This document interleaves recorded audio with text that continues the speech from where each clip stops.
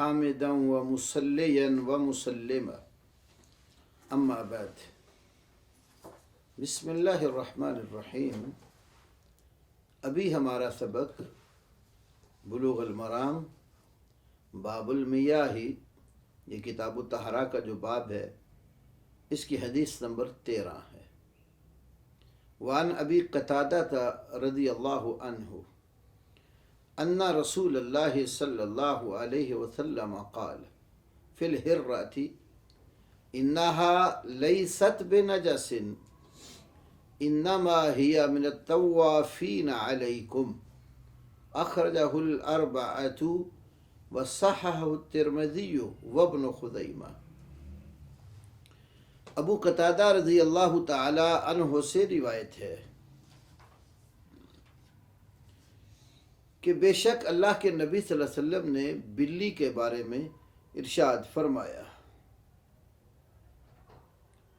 انہا لیست بنجس، بلا شبہ وہ ہرگز نجس نہیں ہے، انما ہی من الطوافین علیکم، یقیناً وہ بلی تمہارے اوپر کثرت سے آنے جانے والوں میں سے ہے۔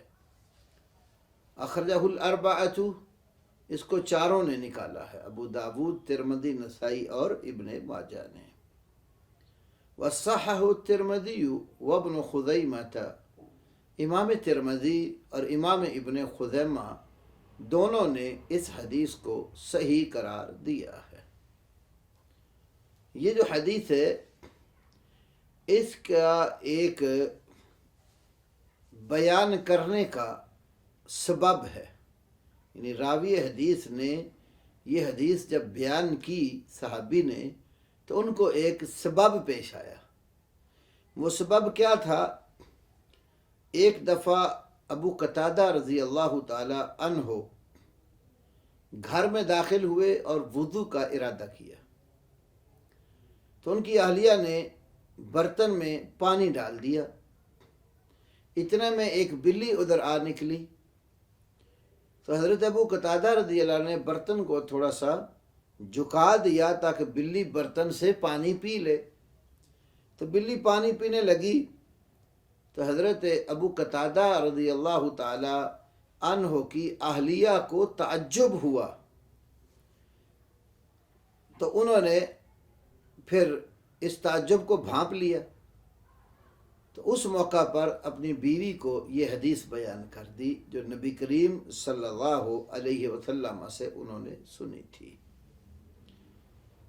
تو جس طرح قرآن پاک کی آیات کے نازل ہونے کے کچھ اسباب بھی ہوتے ہیں، ایسے ہی ایک تو نبی صلی اللہ علیہ وسلم کی احادیث کے بیان کے بھی اسباب ہوتے ہیں، جس کو محدثین بیان و اسباب ورود الحدیث کہتے ہیں۔ اور تیسری شکل یہ ہوتی ہے کہ راوی حدیث صحابی یا تابعی جس نے بھی وہ حدیث بیان کی، اس کے سامنے کوئی واقعہ پیش آ جاتا ہے تو اس واقعہ کو سلجھانے کے لیے وہ اس کے متعلقہ اگر حدیث کو جانتے ہوتے ہیں تو وہ بیان کر دیتے ہیں، تو اس کا تعلق یہ تیسری جو صورت ہے اس کے ساتھ ہے۔ تو یہ جو حدیث ہے اس میں بلی کے متعلق نبی صلی اللہ علیہ وسلم نے حکم بیان کیا ہے۔ بلی کو عربی زبان میں حراتن بھی کہتے ہیں اور قطعتن بھی کہتے ہیں، سنورن بھی کہتے ہیں، اور بھی اس کے نام ہیں۔ سب سے زیادہ مشہور نام اس کا ہرہ ہے، ہریرہ اس سے تصغیر ہے، جو حضرت ابو ہریرہ رضی اللہ تعالیٰ عنہ کی کنیت پڑ گئی۔ بلی اٹھائے ہوئے تھے تو انہیں کہا گیا کہ یا صاحب حر، اے بلی والے، تو وہ یا ابا حر، اے بلی والے، تو اس سے ابو ہریرہ کے نام سے مشہور ہو گئے، اور اتنے پھر مشہور ہوئے کہ لوگ ان کا اصل نام ہی بھول گئے، اور ابو ہریرہ سے ہی انہوں نے شہرت پائی ہے۔ تو اس میں ہریراتن، ہراتن کی تصغیر واقعی، چھوٹی بلی کو ہریراتن کہتے ہیں۔ تو یہ جو حدیث ہے یہ کئی ایک احکام کو اپنے اندر سموئے ہوئے ہے۔ ایک تو فرمایا کہ انہا لیست بنجاسن، بلی جو ہے یہ ہرگز نجس نہیں ہے۔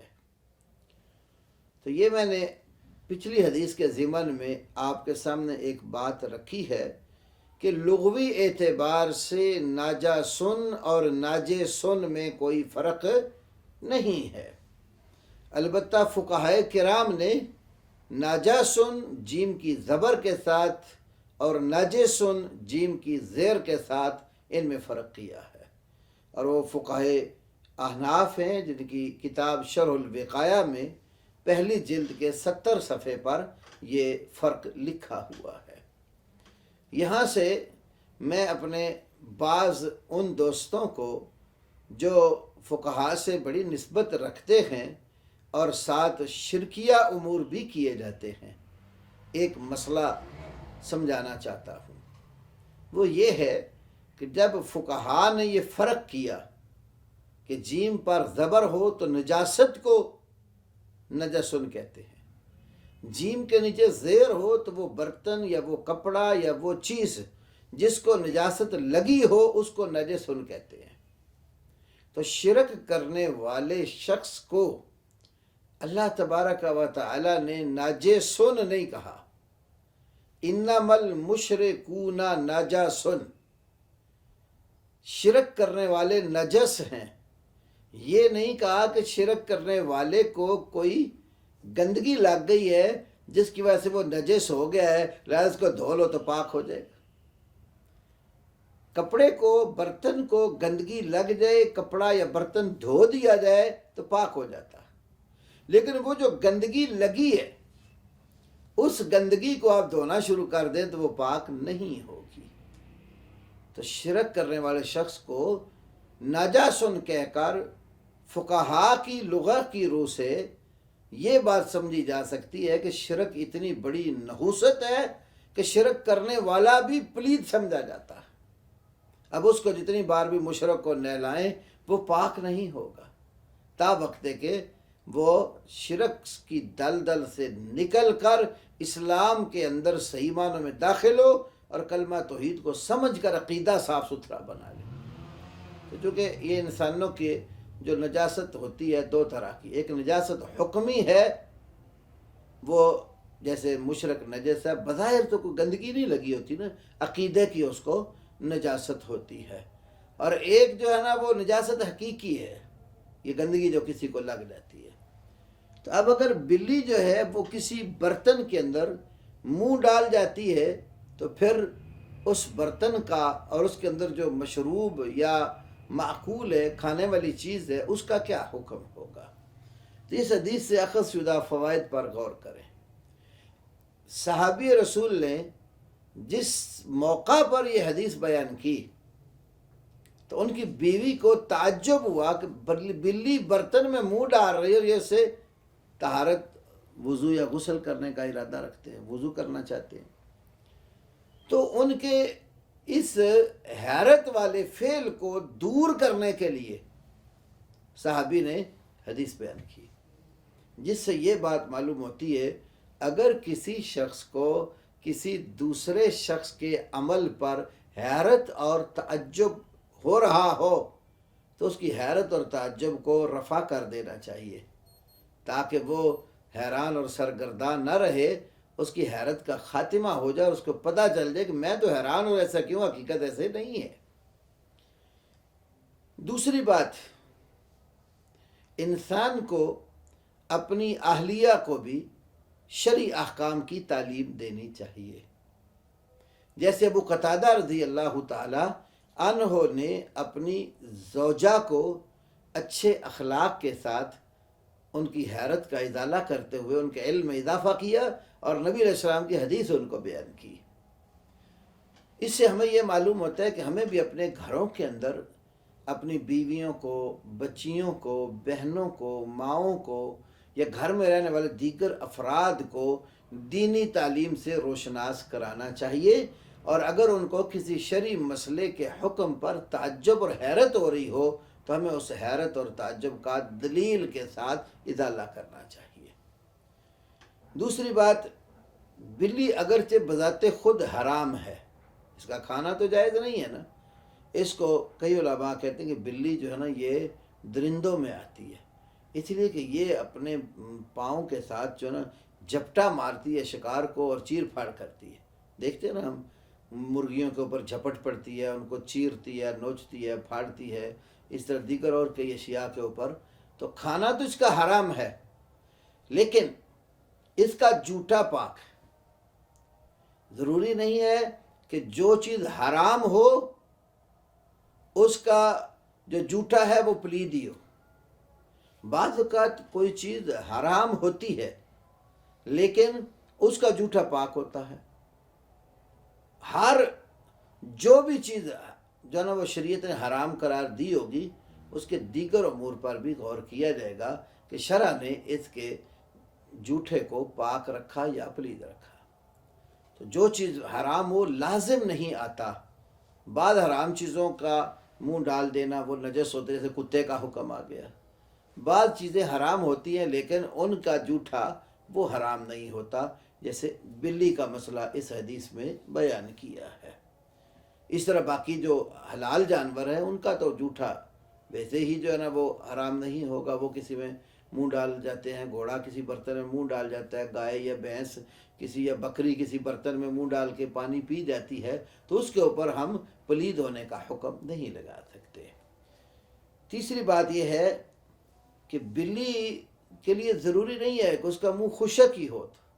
بعض لوگ اس طرف بھی چلے جاتے ہیں باریکیوں میں، ہم اس کا منہ دیکھیں گے کہ وہ کوئی چوہا کھا کر تو نہیں آئی. اگر وہ چوہا یا کوئی چیز کھا کر آئی تو اس نے منہ مارا تو پلید ہوگا، نہیں کھا کر آئی تو پھر وہ پاک ہوگا. اسلام نے ایسی کوئی تفتیش کا حکم نہیں دیا. اسلام نے بلی کا جو جھوٹا ہے مطلقاً اس کو جو ہے نا وہ پاک قرار دیا ہے. پھر اسی طرح یہ جو حدیث ہے اس سے ایک فقہی قاعدہ بھی ملتا ہے، وہ یہ ہے کہ المشقۃ تجلب التأثیر. المشقۃ تجلب التیسیر. مشقت جو ہوتی ہے وہ آسانی کو کھینچ لاتی ہے. بلی کے جوٹے کو پاک کیوں کہا؟ کیونکہ یہ بار بار گھروں میں آتی، بار بار برتن دھونے میں مشقت تھی.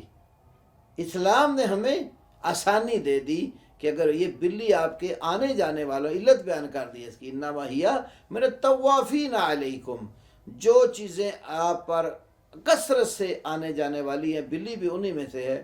گھروں میں یہ رہنے والا جانور ہے، لوگوں کے ساتھ بھی مانوس ہونے والا جانور ہے، کثرت کے ساتھ اس کا آنا جانا ہے. تو اس کے جوٹے کو اگر پلید اسلام قرار دیتا تو انسان کو مشقت بہت ہونی تھی. تو اس مشقت کی وجہ سے اللہ نے یہاں آسانی پیدا کر دی. تو یہ قاعدہ بھی نکلا کہ مشقت جو ہے وہ آسانی کو کھینچ لاتی ہے. تو اللہ کے نبی صلی اللہ علیہ وسلم نے بلی کے جوٹے کو حرام یا پلید قرار نہیں دیا بلکہ اس کو پاک قرار دیا ہے. تو تیسرا اگلا ایک مسئلہ یہ معلوم ہوا کہ شریعت اسلامیہ میں تحصیر کے ساتھ ساتھ مخلوق کے ساتھ بھی رحم دلی سکھائی جاتی ہے. بلی ایک بڑا ہی پیارا سا جانور ہے، تو اسلام نے اس کے ساتھ رحم دلی سکھائی ہے. باقی بھی جانوروں کے ساتھ رحم دلی سکھائی ہے، سوائے وہ درندے ہیں، سبا ہیں، چیر پھاڑ کرتے ہیں، ان کا الگ حکم ہے. لیکن عام طور پر جو جانور انسانوں کے ساتھ مانوس ہوتے ہیں، انسانوں کے ماحول میں، معاشرے میں رہتے ہیں، پالے جاتے ہیں، اسلام ہمیں ان کے ساتھ ان کے حقوق کی ادائیگی کا سبق دیتا ہے، ان کے ساتھ رحمت سکھاتا ہے. تو بلی کے ساتھ بھی یہ ایک رحمت کا پہلو ہے کہ پانی برتن میں تھا، بلی آتی دیکھ کر صحابی نے اس کو تھوڑا سا اٹھا کر جو ہے نا اونچا کیا، ایک طرف سے جو ہے نا وہ انڈیلنے کی صورت بنی تو بلی کو پانی پلایا. تو یہ جانوروں کے ساتھ رحمت اور شفقت بھی یہاں سے معلوم ہوتی ہے. اور اسلام جو ہے اتنا پیارا دین ہے جو جانوروں کے ساتھ رحم دلی سکھاتا ہے، تو انسانوں کے ساتھ تو بالاولیٰ رحمت کا اور مودت کا اسلام درس دیتا ہے. تو اللہ کے نبی صلی اللہ علیہ وسلم کی یہ جو حدیث ہے یہ ہمارے لیے اپنے اندر بہت سارے اسباق رکھتی ہے. اور جو تحصیر کی وجہ تھی وہ بھی اسی حدیث کے اندر ہی بیان ہو گئی۔ بعض اوقات شریعت کوئی حکم بیان کرتی ہے تو اس حکم کا سبب اور اس کی علت اسی جگہ ذکر کر دی جاتی ہے، اور بسا اوقات کسی دوسرے مقام پر اس کی علت اور حکمت بیان ہوتی ہے۔ تو یہاں پر بلی کے نجس نہ ہونے کی حکمت جو شریعت نے بتا دی وہ اسی حدیث کے اندر ہے، انما ہی من الطوافین علیکم، جو کثرت کے ساتھ تمہارے پاس آنے جانے والے لوگ ہیں یا شیعہ ہیں، یہ بلی بھی انہی میں سے ایک ہے۔ تو امام حافظ ابن حجر عسقلانی رحمہ اللہ نے یہ حدیث بیان کر کے پھر 4 اماموں نے اس حدیث کو بیان کیا، اور پھر ایک زائد جو بات تھی 5ویں امام ابن خزیمہ، ان کی تصحیح بھی امام ترمذی کے ساتھ نقل کر دی۔ تو امام ابن خزیمہ نے بھی چونکہ اپنی طرف سے اہتمام کیا ہے کہ اپنی کتاب میں وہ صحیح حدیث لائیں، کس جگہ ان کو کوئی تردد ہوتا ہے تو وہ تردد کی صورت بھی بیان کر دیتے ہیں، تو اس لیے ان کی کتاب کا نام بھی صحیح ابن خزیمہ ہے۔ اللہ رب العالمین حدیث سمجھ کر عمل کرنے کی توفیق نصیب فرمائے۔